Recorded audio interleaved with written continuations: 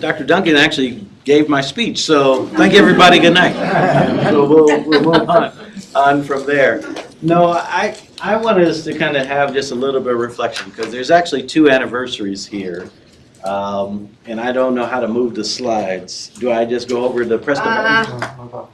We don't have a clicker. I have a clicker. I have a clicker. And so, but you can go to the next slide. I think. No, I appreciate it. To me, I want to start like we usually start some of our classes, right? With a little bit of jeopardy. And what ends up happening in this moment is we get to reveal how much we actually know, or how much we actually know how to phrase something in the form of a question in this regard. But I thought these 2 kind of categories were pretty interesting in this sense. In 2014, they had the college Jeopardy, and we can go back one. And you can see, thank you, you can see that they had got through the entire board, but all but one category. And I don't want to mislead this in any way. Clearly there's 5 answers, and they got 3 of the 5 answers correct. They struggled with 2, even though 1, the Texas A&M person should have got it, is his hometown. The event that actually took place. But they did everything in their power to answer everything but this category. Now the amazing thing to me, I actually sat and watched this episode. I didn't know it was going to be a category here. And I was like, come on, get to the category that I know I can answer. They had answered one category, it was Kiwi fauna. I'm assuming, what does fauna mean? Can anyone help me here? Animals. Animals, that's right. So they could answer a category called Kiwi fauna, like Australian animals. No. Oh, I'm sorry. New New Zealand. I knew I was going to be corrected. I did that intentionally. So just to start a fight. but they couldn't dare to go to a category in this regard. Now, for the sake of time, I'm not going to click on this one here, but I embedded a video of the many times that you would see folks get asked questions related to the African American experience and just struggle to be able to answer it. Now, what it told me is a handful of things. One, we don't teach this stuff. We maybe give some honoring to it, some homage to it around this month, but it's not something that's just actually embedded into the story. And so if we go to kind of what Dr. Duncan was talking about, there's the origin here and its evolution. And you can see that Whitson really set out to honor 2 American icons, the birthdays of Abraham Lincoln and the birthdays of Frederick Douglass. And Lincoln is sitting down just in case, and Douglass is standing there, African-American gentleman with the distinguished hair. He's my second favorite profile in American history. I just want to be very clear about that. He was probably, no one challenged or tested what democracy should be in America more than Frederick Douglass up to this point in American history in this regard. Harriet Tubman, just so you know, is my favorite personality in American history. He talked about ending slavery. She literally went and got people from slavery. So there's words and actions, and I like actions when it's all said and done. But he wanted to commemorate really their 2 birthdays. They both fell in the month of February, and so for that week, that was going to be what he called Negro History Week. And it turns into a month-long commemoration, celebration, and this coincided with the bicentennial of the United States. And we're now dealing with the 250th anniversary of the United States. So we think about July 4th, we'll be commemorating that and beyond. We're thinking about it here at this kind of growing part. The amazing thing is that virtually we have a history month for almost every kind of group in the United States now, but we see the origin stories start here in this regard. I want to fast forward back to that quote that we had up on the opening slide. Here, a year after you start this thing called Negro History Week, you hear Woodson write, it's not so much a Negro History Week as it is History Week. We should emphasize not Negro history, but the Negro in history. What we need is not a history of selected races or nations, but the history of the world void of national bias, race, hatred, and religious intolerance. Just the words missing at the bottom there. And so essentially saying is that our story is an American story. So if you like Ken Burns, for example, he has all these wonderful documentaries, right? One nation, many stories. And that is the theme that he is carrying forward. But he's borrowing this theme from people like Woodson, who's really laying this out. And this image here gives you a sense of his own biography, the work he did abroad, and how he came to begin to see himself as a global citizen, his origins as a person born where his parents were enslaved, and what they were able to kind of give to him, and then through his study and scholarly work in this regard. So he sees this as part of being a global citizen, but how do we now begin the processes of teaching history in this way? Now, the beauty is, one of my favorite colleagues in the building is here, Leslie Calabrese, and I see her t-shirt there, and her message is really literally embodied in what he is trying to say here. I think I'm reading it correct. Black history is everyone's history. Yes. That's literally what he's writing in this moment. Now the question is, before I go here, I'll quote Dr. Phil. I know he ain't the most popular person on the planet right now. But he had this great question. How's that working for us? How's that working for us? How did we get, we're in year 100. Are we there? How close are we? If we were on a scale of 1 to 10, how inclusive are we in the story? What's that? Oh, we'll do my answer for last. I got a 0 up front. Sign of hands. Wow, you got some fellowship in here. So a few zeros. I don't see I see some of my favorite people on the Zoom. Hello, Rosalind. Hello, Tracy. Tracy and I had the privilege of spending some time in South Africa together. So yes. Who would say we're closer to 5? 10 being we're there. 5 is halfway. But how do we have something for 100 years and we're not even close? How do we explain that? Let's start with 1976. So we were probably at 0 in 1926 to 76. How far have we gone from 76 to 2026? Maybe a couple notches. Couple notches? That's a courtesy response. Depends on You where. still feel 0. But it also just depends on where. I think that's right. It all depends on where. So you have someone like Woodson who actually envisioned this being for sure within the African American community, but he wanted it to be pretty much part of the standard curriculum. And so in disproportionately black communities, how far are we? In disproportionately people of color communities, how far are we? And what's the challenge if we're not there? These are the questions that Woodson was tackling 100 years ago that we are still tackling today. And it's not because he didn't feel pressure, like he couldn't use certain words, or he couldn't have certain events, or he couldn't have certain things. That was the society he was living in. The point was, we already have a story of what America is. It's inclusive enough. That's what he was writing in that time period. But isn't that the language that we're hearing today? We already have a story. Why do we need something more? If anything, it's disparaging the country. It's not enhancing the moment. These aren't my words. This, again, are the words that we have to work in this environment.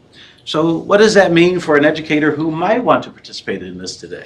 What does it mean for a child or a parent who wants to know a little bit more? What does it mean for a superintendent who says, I very much want us to do this, but I also recognize it may come with some consequences? That's not a new problem. What is new is how we respond to it. Because every generation have to ask and answer similar questions, but each will ask and answer them on their own terms. So this is what Woodson is calling for us. It's not just a vision of the institutionalization of just writing history. It's the vision of how do we do it from one generation to the next, that we're actually building upon this knowledge and scaffolding upon this understanding and pedagogy. But sometimes we just don't get as far as we want. That's really what I want us to understand when I'm talking about memory and meaning.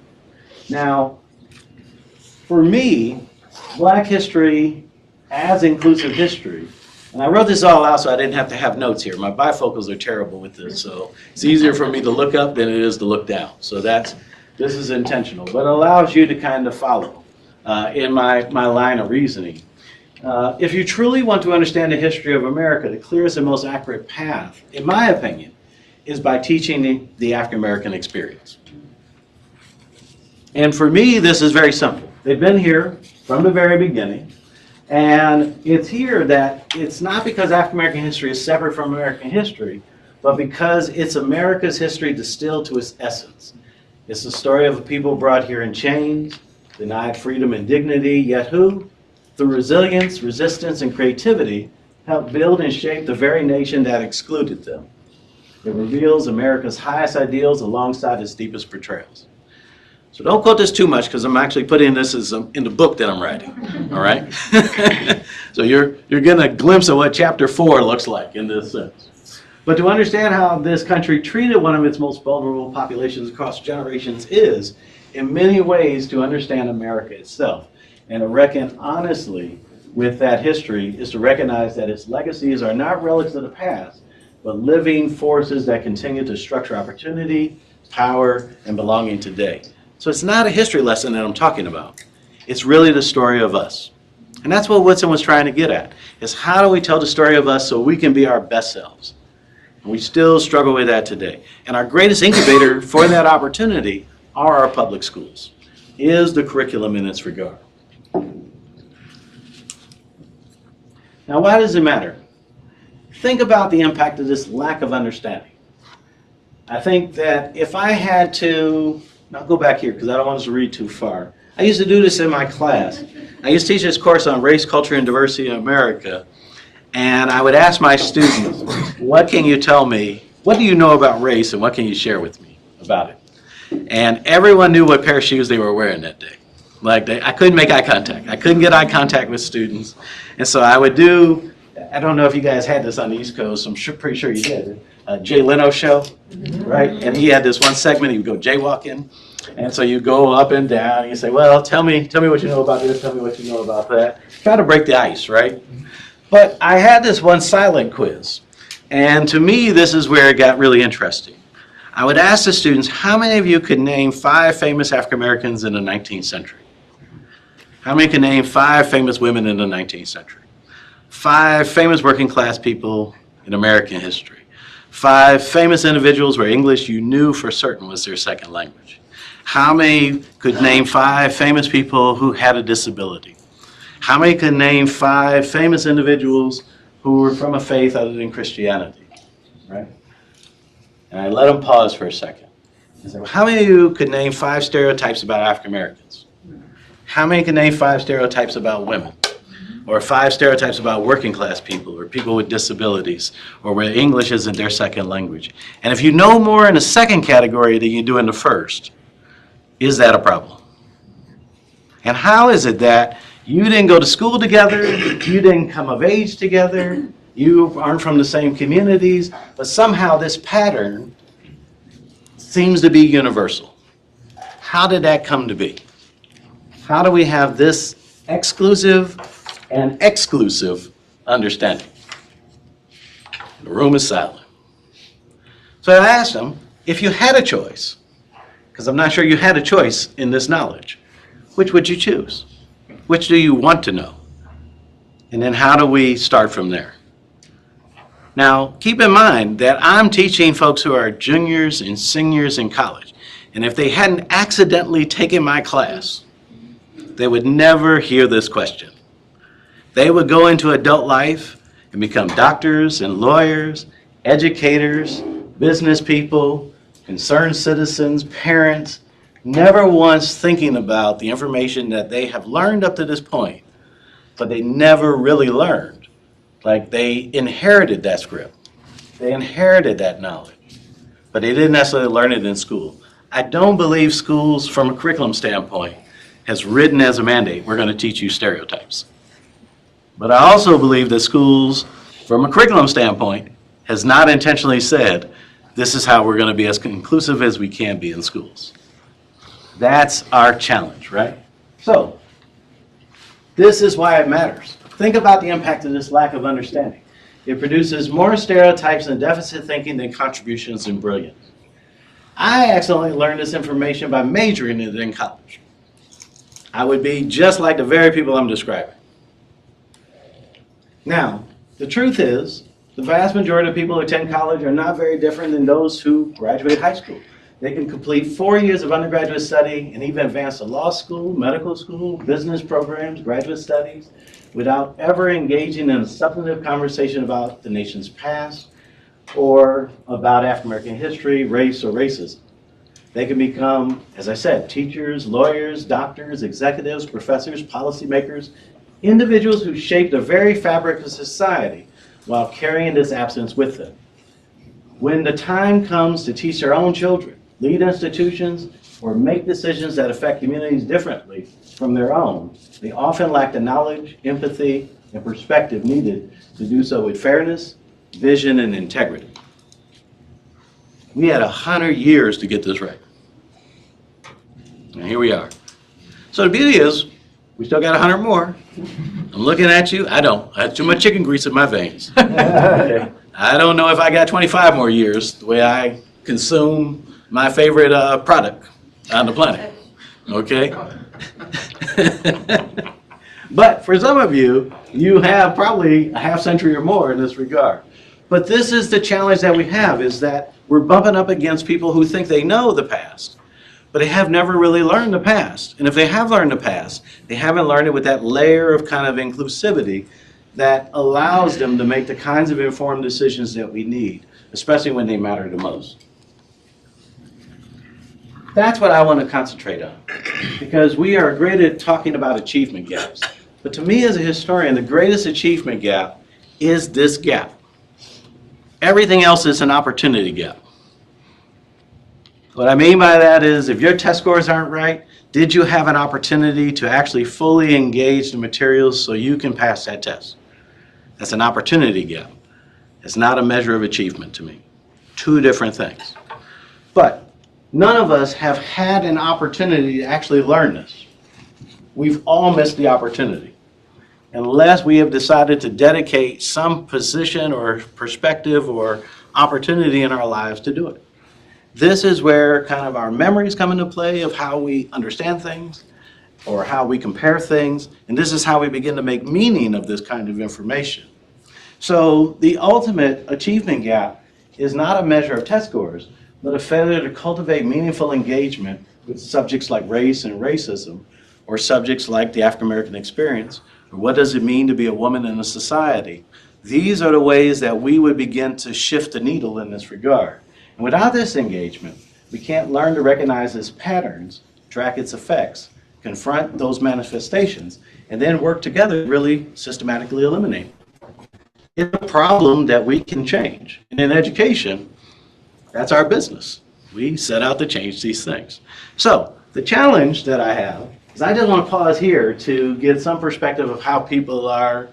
I'm just reading the room. I want to hear from you and hear your conversations. Because it's nice to talk like a professor again. I don't get to do this too often as a dean. So I got 41. I can't do math, but I got some more minutes. Okay. Teasing about that. I can do that kind of math. John, what time is it? I need some help. No, I'm teasing.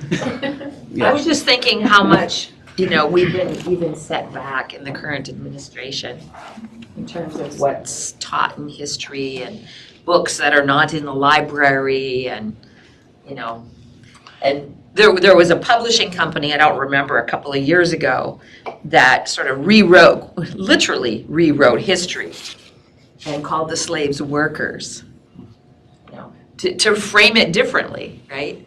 And so I'm just thinking about this huge problem we have, but how it's been exacerbated by the current situation. And even more so, if our general public doesn't know how to respond to that, right? Right. And that's what I'm arguing here, is that as a general public, I'm not quite sure how equipped we are to know how to engage this difficult moment. And I don't think that's any different than the last 100 years. So that's the challenge that I'm pushing here. Like I used to have this as an example in class where I'd have this pyramid. And if the base of the pyramid are those who high school diploma or less, and then just above the base of the pyramid are baccalaureate degrees. And then above that, near the capstone of the pyramid, are those who have post-baccalaureate degrees. And then the PhD, which is the highest degree that can be awarded at a university, of course, they're at the capstone. And the North Star would be Chris Span. Okay, so it's right above the pyramid. It was always there. And it was named Chris Span, just so you know, C-SPAN. But if I'm only teaching, at that point, I was only teaching master's degree students, and they didn't know it, then what should I assume everyone else knows? So that is that quintessential challenge. But look at someone like Woodson, who would say, if we could bring him here in time, he's like, we have far more people with advanced degrees and knowledge and capabilities to change these things. But yet you find yourself in a very similar, perhaps, percentage of what to do. Other thoughts? I'm hoping someone would challenge me on this. I don't want to be right. I don't know if that'll be me, but I was just wondering, when we talk about it being, 100 years since Woodson's Negro History Week. I know we're sort of talking about inclusion in terms of history, almost as almost like an ignorance type of framing, that people just don't know.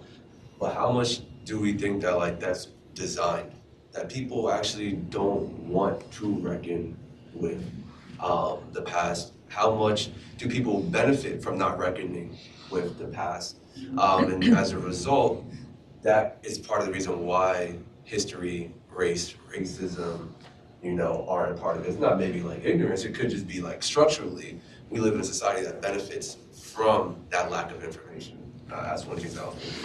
Can I build on that for a second? Because I think there's another thing that's happening where we're also, it's not that we're not interested in the past, it's that we're not interested in those connections to the present.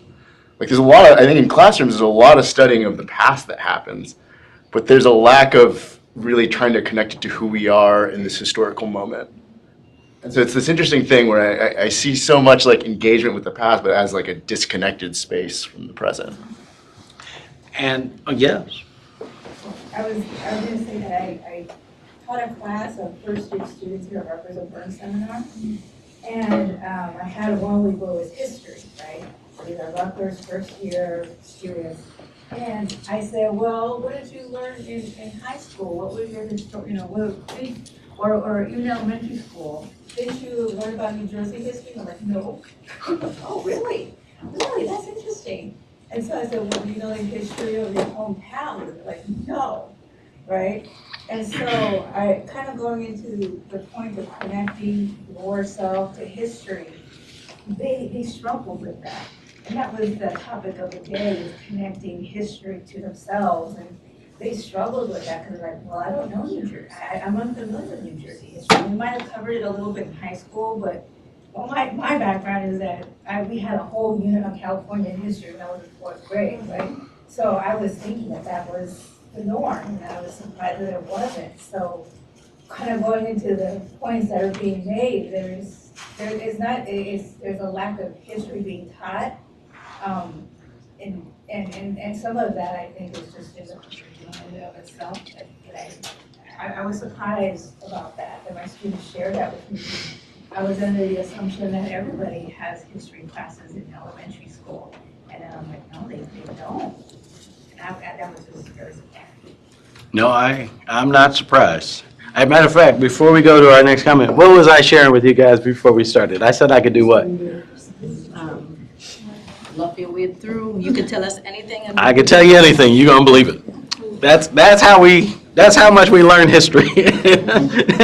And so it is not a glitch. It is a systematic way of approaching this. So I was thinking back to Kayun's point about it being by design as to why these things are excluded in the curriculum. So it's a very tricky balance for us to have between the students weren't exposed to this kind of knowledge, you know? But like, who is orchestrating that lack of knowledge?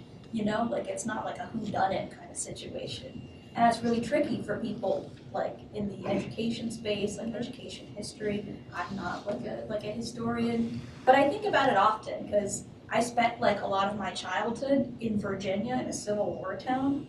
And something that we learned when we studied the Civil War is it was called the War of Northern Aggression. Oh, yeah. So it was very like, common I language. knew something was wrong there, you know, because I was like the only non-white kid.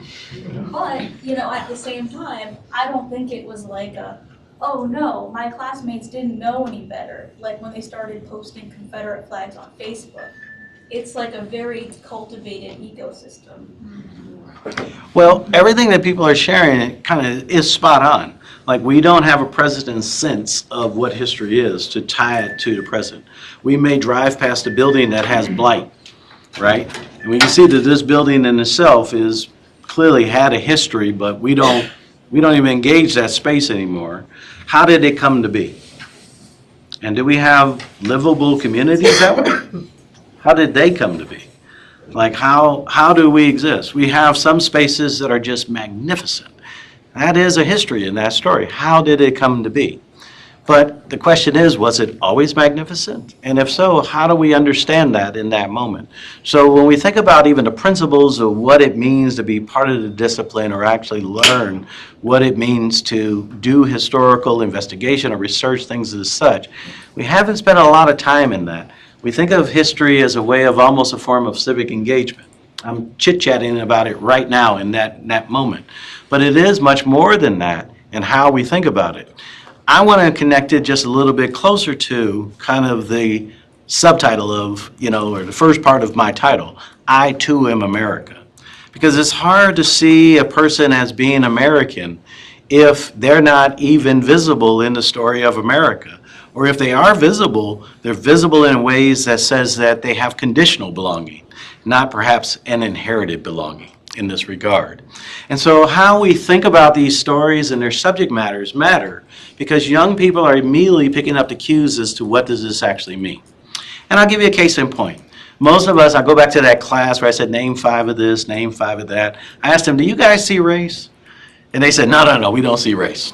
I said, you don't see race at all? And they're like, no, we don't see race at all. I said, well, that's not a bad thing if you do. I want to be very clear about that. But I'm convinced that you actually see race. There was at least 3 things written into the U.S. Constitution that had to replace 5 things written in the U.S. Constitution. So we have 5 references where slavery is codified in the Constitution that had to be removed by 3 amendments in the Constitution. So you see us trying to become a more perfect union in this sense. So we clearly had the abolition of the slave trade, was written into the Constitution. The 3/5 compromise, which we have, is written into the Constitution. It gave us the Electoral College, by the way, which we still use today when we vote for our presidents and things of the such. And then we have the Fugitive Slave Acts that were written into the Constitution in this regard. Now, the abolition of the slave trade is also written in there too. So Fugitive Slave Act twice, what we do with the slave trade twice, 3/5 compromise in this regard. But then we have 13th Amendment, which abolishes slavery. And the 14th Amendment, which gives equal protection, due process under the law. And the 15th Amendment, which gives African-American males the right to the franchise, the right to vote. And these were Reconstruction amendments. These were amendments designed to reconstruct the Constitution to be a more inclusive society in this sense. Am I talking about African American history here? I'm just talking about our history. This is who we are. This is part of how we begin to make meaning of the evolution of who we are over time. How do we carry that forward all the way up to, how many amendments do we have in the Constitution? This is my jaywalking moment, right? I'll let you off the hook. We have 139 amendments in the Constitution, okay? Don't say nothing, all right? We don't have 139. I'll let you look it up, all right, in that sense. We do. But the long story of the short is how we think about this. But we don't even know our local histories. We don't even know our personal histories. I was an undergrad, and I had this wonderful privilege of having dinner with a griot. It's spelled Griot, but pronounced griot. And he was from Abidjan, Côte d'Ivoire, and he was explaining to us that he could recall the histories and lived experiences of everyone that was in his direct responsibility for up to 10 generations back. And I was like, that is beyond impressive. Meaning that he knew every person in his respective locale and can trace their histories 10 generations back. And he asked me a great question as an undergrad about to graduate in history. Changed the way I thought about history altogether. He says, tell me your grandmother's maiden name. I'm like, Hatchet. He's like, good. What about the other one? I was like, I don't know. He said, well, tell me your great-grandmother's maiden name. Like, I can't do that. He said, tell me something about your dad that you would know from the town he grew up in or the town that you grew up in. I told him I grew up in Gary, Indiana. He says, clearly Gary, Indiana had a lot of influence on you. Tell me how the city helped shape your understanding. I could barely tell him anything beyond all the things that I would have read in the newspaper. All I could do was talk about my teachers and how they gave me my foundation. And I was sitting there thinking that I was about to graduate college with a degree in history, but I never learned how to apply that discipline to my own life and understanding, to the very people who gave me my foundation. He asked me, he says, well, tell me what you're learning about in classes. I don't learn about Booker T. Washington and Thomas Jefferson and Horace Mann. He said, are those relatives? And I said, no. That's right. I said, no, you know. He said, well, tell me about your relatives. What did they do? I said, I can't tell you that. He says, how is it that you know more about people that you will never meet, and maybe even people who would do you harm, than you do about the very people in your own life? And I was like, he's asking a lot of great questions. Like, at that point, I want a refund for the degree I'm about to get, right? And I'm thinking, I'm not going to make this mistake in graduate school. I got to learn how to apply this knowledge in a different way. And that kind of gets to the points that's being made here. We have to make history personal. We don't have to take it personal, but we have to make it personal. That's our connective tissue. That's where we see that we are more alike than unalike. That's how we become that inclusive story, that we're not talking about what we don't have, but what we actually can have together. And we have to train this next generation to kind of think this way. That's the way to inclusive history. It's not the story of what has happened alone. It's what has happened that brought us to this moment. And now that we're in this moment, how do we go and rethink this together? Because it leads me to this poem. This, too, is 100 years old.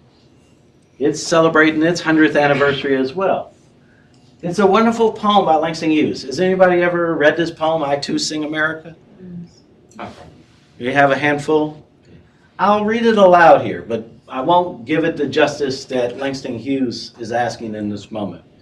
He says, I too sing America. I am the darker brother. They send me to eat in the kitchen when company comes.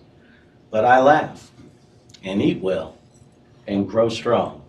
Tomorrow, I'll be at that table. When company comes, nobody dares say to me, eat in the kitchen then. Besides, they'll see how beautiful I am and be ashamed. I too am America. What's this mean to you? Like, I don't see this as a plea. I see this as a declaration. So I'm going to be very clear about how I interpret it. And you kind of see it in my words there. What does this mean to you? What if I told you it was a rebuttal? Well, a rebuttal to who?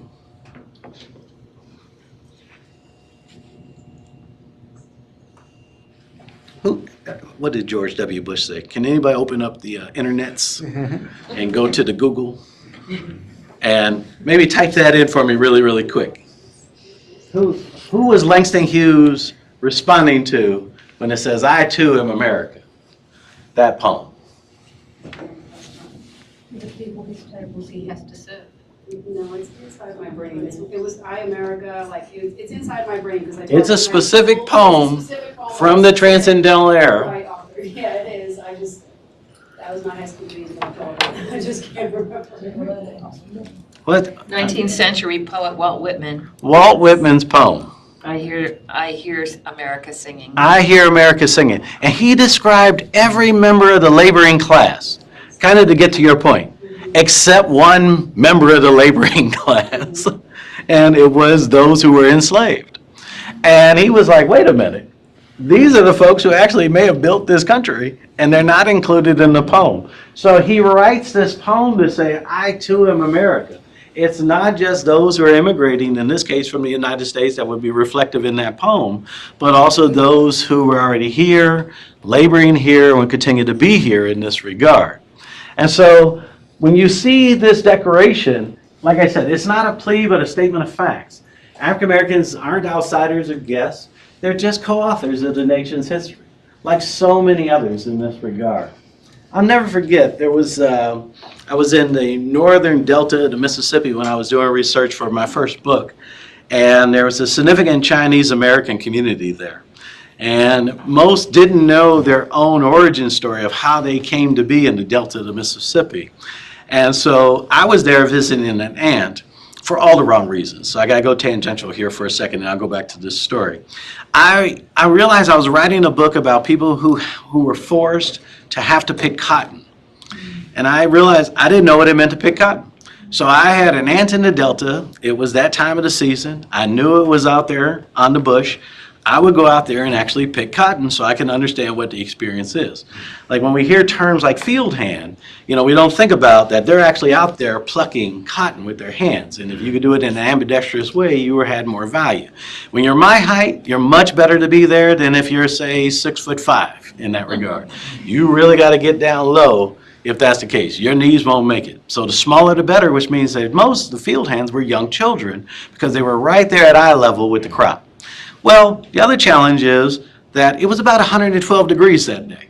And my auntie was like, baby, just wait till the sun go down and just go out there and do whatever the hell you think you're about to do. None of this makes any sense, but that's fine. I'll tell Mr. Taylor that you're going to be in this field and I accidentally shoot you and stuff like that. And so I was like, no. I said, they couldn't wait till the sun went down. I'm going out there because that's what it was. And I'm out there and I'm doing this. And next thing you know, I wake up on my aunt's couch. And I was like, how did I get in here? She said, Earl dragged you in. I said, we dragged me by my feet. My head is killing me. He's like, actually, he did. Those 3 steps? Yeah, he got you. That's the only way he can get you into the house. And so somewhere in that story, she was like, why don't you go down to the school? The library is full of books and resources on this. I realized there was a teacher there that had graduated from our teacher education program. She was from Hope, Mississippi. And I was like, wow, what is the coincidence? She said, can you come in and talk to some of the students about life in the Delta in the 19th century? I said, yeah. The whole class was Chinese American. Most don't think about that in that sense. They didn't know that they were part of the desegregation movement in the United States, Gung Lum v. Rice. That their push to have Martha Lum actually attend the only consolidated high school in that county desegregated that county in American history. The case went all the way to the Supreme Court.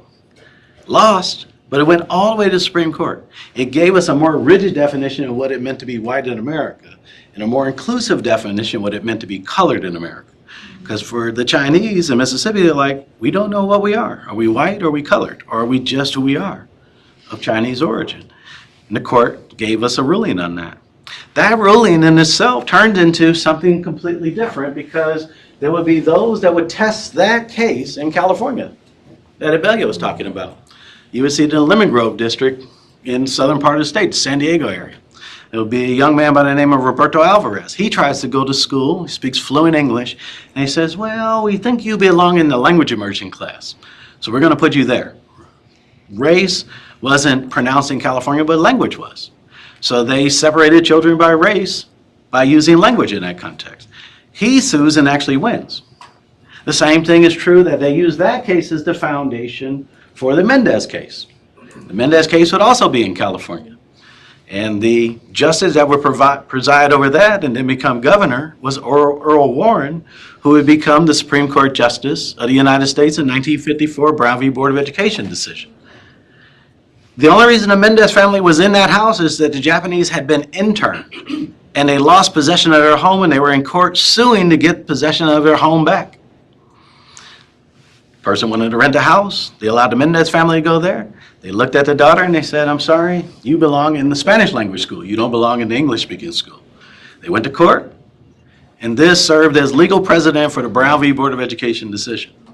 We think this is African American history. It's not. I just told you our story, all tied to the desegregation history of the United States. And we are all included in it. And I could keep going. So how we start to think different and introduce those narratives, that's how we become I too. Because we unfortunately will have to write the story.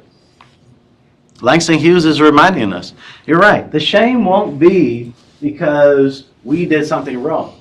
The shame will be because of the story of exclusion. As we started teaching this the last 20 years, what has happened in the classroom? People's eyes, how I started the conversation. Everyone knows what pair of shoes they have on. It's not something to be ashamed of. It is what happened. It's not who we are unless it is. And then we have to offer those corrective resources. But in this sense, the first response is guilt. And as those in pedagogy, we should know how to address that immediately so we can get to the real learning and not be told that we have to stop. Part of this is what keeps us from going is we have to respond to the fragility of the moment. And I don't like that word, fragility. I don't. I don't like any book that has the word fragility in it, okay? Unless it's talking about orthopedic shoes, because I got some fragile feet. That's the only time I want to hear that word. What I want to hear is how we get past this and to think about our place in the sun together. And I'll give you an example. So when I was teaching my very first class at the university level, I was at Millikan University. They asked me to teach a course on the New South.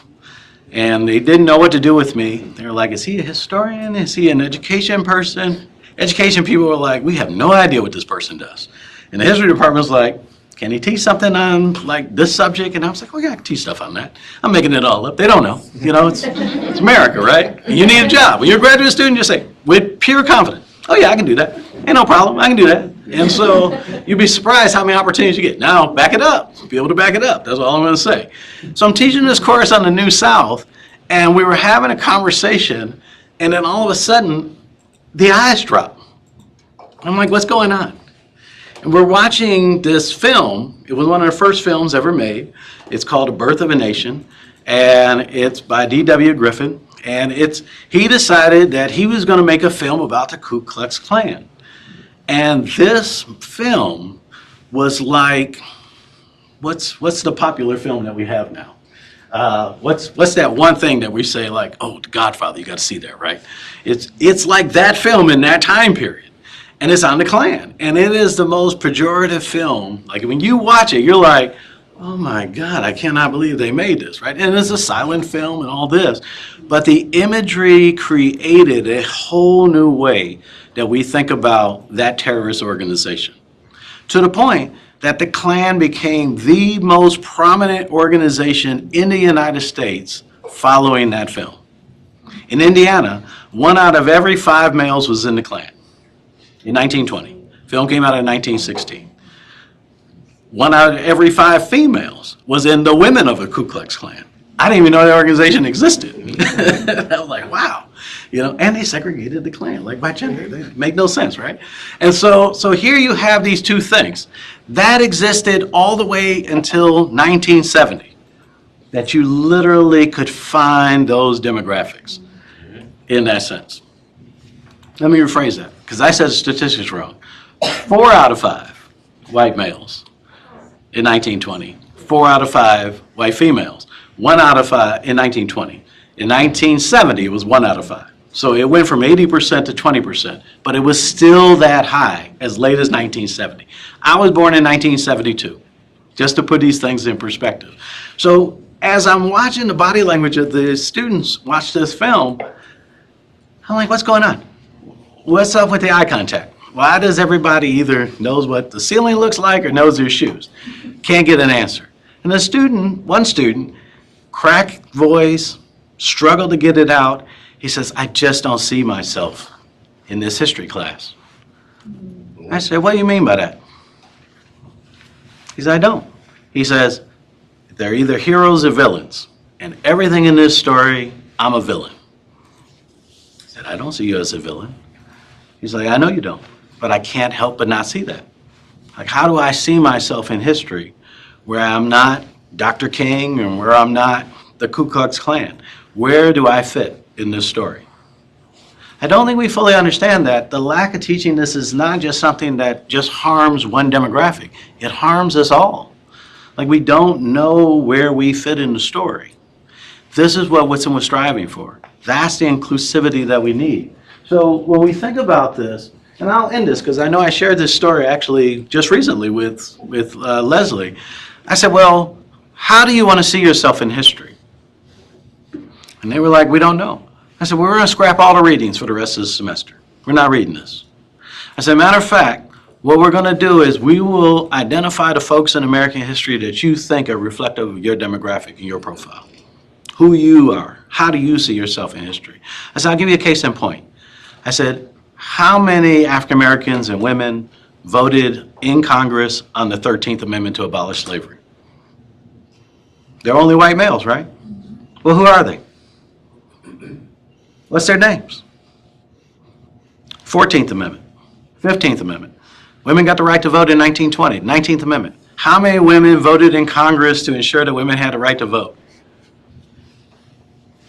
Not one. So who are the men? How many people of color? I said, so you are in history. You have democratized America. But you don't know the story because goes back to it's not a glitch. This is our system and patterns of exclusion. So how do we fit you in that story? Would you like to know? And the answer was yes. I said, well, let's do it. That's what we're going to do. So the 5-page paper that you guys got to write at the end of the semester, gone. We're just going to write one collective assignment for this class. It ended up being over 1,000 pages. There's 30 students in the class. And they said, we don't know where to begin. I said, I know exactly where to begin. Carter G. Woodson created this thing called the Negro History Bulletin. And he had decided that the individuals who advanced democracy in America should be highlighted so teachers could share their stories in the classroom. So he dedicated the last 10 pages of each issue of Negro History Bulletin just toward those individuals who contributed to democracy in America. Let's start there. So we literally combed through those issues, found those names, and they each started writing biographies of all of them. I said, now let's fill in the blanks. We have to think about these things a little different. Now, I have used that prompt multiple times to help people connect. We make it personal. So I'm going to pause there. I know I was a little long-winded. I do want to end here. How do we institutionalize this vision? Well, we got to educate ourselves.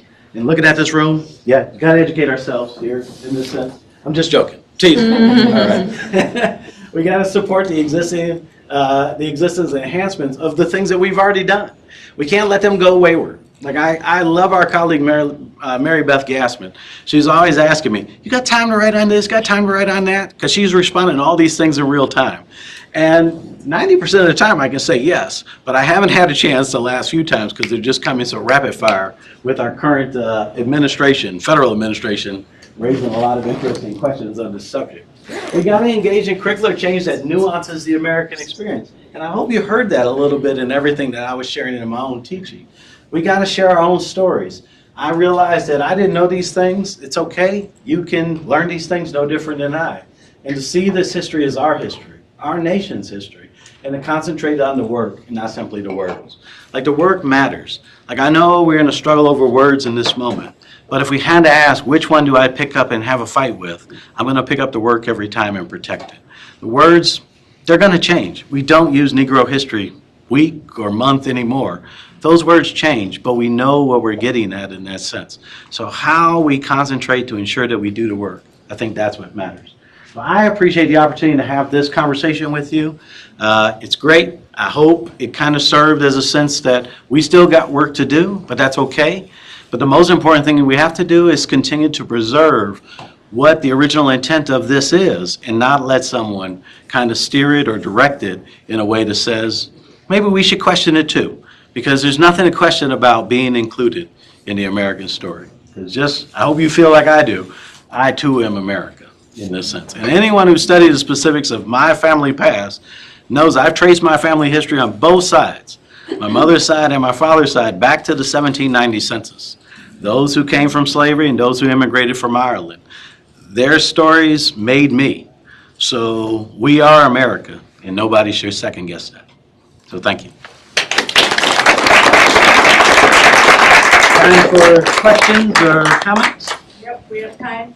People in the room or people on Zoom, if you have questions? A lot of hearts. When's the book coming out? Oh, my goodness. Not to rush you, My but day job is keeping me from finishing those last few chapters. So, but I do have a phenomenal reader in the back, Guillermo. Guillermo is like giving me all kinds of wonderful insight. And he's the best academician I've ever had the privilege to read my materials. So thank you. I think he's the only academician to read my materials. So I want to be very clear about that. So thank you. But I'm hoping that it can come out this year. So great. I've been in conversations with a few publishers, but it's got to be a fit. The book is tentatively entitled My Life, Their Lessons, Healing Race Wounds Through Memory and Teaching. And so it's part memoir and it's part how I address pedagogy, as I was sharing there, and trying to get people to realize that the work we do is not about the politics of race, but really the pedagogy of race, that we can systematically dismantle these things in a single generation if we could do it with a little collective effort and support. And much of the harm that is created is preventable, but we have not taken the time to really push this forward in ways that will advance that understanding. And Tracy, I know Tracy is on there, and some of the study abroad SAI students had the privilege of hearing me draft some of those chapters while we were on that trip. So I appreciate them not falling asleep on me. Other questions or thoughts? Questions on Zoom? I have a comment or question, maybe a clarification. When you were talking about the pyramid, it's clearly like an educational pyramid, and then, just thinking about some of the comments that others made in the room, the things that are missing in that pyramid are like really the gatekeepers that are kind of preventing, putting up barriers to moving forward, and maintaining history is important in what we're all contributing to, like, politicians, or at least some politicians, money, the media, billionaires. Like right now, there's so many influential people who are influential because of their, because of the money issues. I just think that affects what that pyramid looks like, really, when we're thinking about getting knowledge out to. All of the above. And again, it's just a quick generic pyramid that I was kind of sharing with my students, just a true flashpoint to get them to think about it. But I do think that that's been a challenge for every generation. No one wanted what we have come to call civil rights in America. Not that group. And yet we saw a significant minority of our population say, we won't be turned around. We will see these things through. Now, once you get something, the enforcement part is the most difficult part. It's one thing to create a law, it's another thing to enforce it in this sense. And so no different than when we think about schools, because there's always a segment in society that will say, I'm sorry, this should be something different than this, or I don't like how this is affecting my individual child. And sometimes that is enough to carry the weight of the day. So how we have to navigate those things, I think, are important. But I also think that there's something to be said as to how do we, if we know this is coming, how are we scenario planning to address it? And I think we've done it more in isolation than in community. And that's when you see the examples where community is taking shape, that's where you see the greatest return on your investment in that sense. We don't have the dollars as much as we have the people. And we don't have kind of that concerted focus as much as we have individuals who are willing to learn. So I think we have to anchor what our strengths are and to continue to move forward from there. I guess it's not to critique our colleague back there, but I actually, in all my experiences, I've yet to meet the person who just didn't want to learn this. I've encountered militant ignorance before. Like people who are just like, there's no way I don't care what you do, I'm never learning this. I think most people are just like, how did I get this far in life and not learn this? Like, how did that happen? And looking around like, I clearly am not the only one in the room. Like, and that to me is the surprising part, is like, how did this happen to all of us? And that's what I mean by, it's not a glitch. That is the system. And so if this is the matrix, we are just been awoken to Zion in that sense. It's like the matrix is not a glitch. It is the system in that sense. Or as Plato would say, you just stepped out of the cave in the allegory of the cave.